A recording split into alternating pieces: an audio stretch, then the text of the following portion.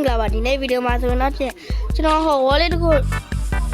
ပြချင်ပါတယ်အဲ့တော့ bro peanut ထုတ်ထားတဲ့ wall လေးပေါ့ bro peanut က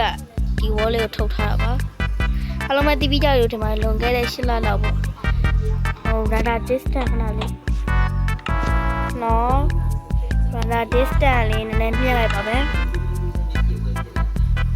data distance message check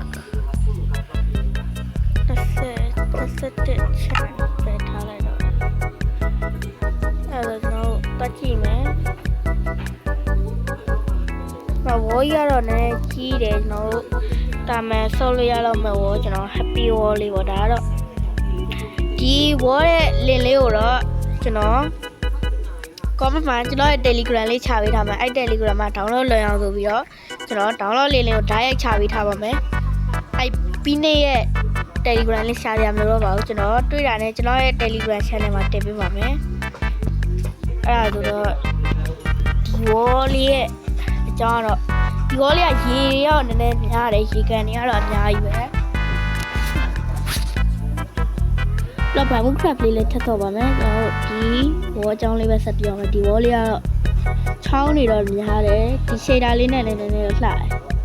ကျွန်တော်ဒါကိုတော့ survival တွေရော creative တွေရောဆော့လို့ရတယ် kingdom တွေပါထောင်မယ်ဆိုလည်းရတယ်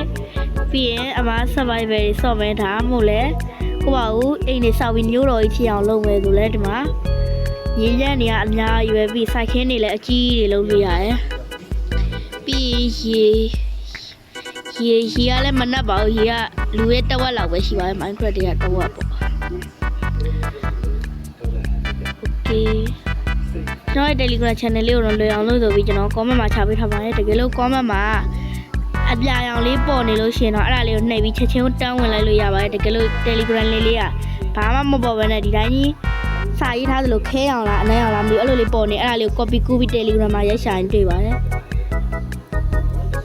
အဲ့ကျွန်တော်ဒီဝါရေတွေကတော့များတယ်ကျွန်တော်ကခဏလေးတော့သူပြောရလေပါလေဟိုမြေကြီးကသူပြသေးတယ်အဲ့ဟွာကသူ့ရဲ့ပါပြီးသားစီတဲ့ဒါလားမသိဘူးသူ့ရဲ့ပါပြီးသားစီတဲ့ဒါကြတော့ဘရိုပီနဲ့စောက်ထားတဲ့ဝေါ်ပေါ့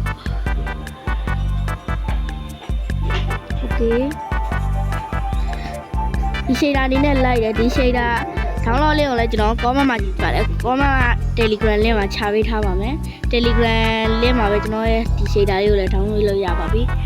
အဲ့တော့ဒီနေ့ဗီဒီယိုတော့ဒီလောက်ပါပဲအားလုံးပဲ bye bye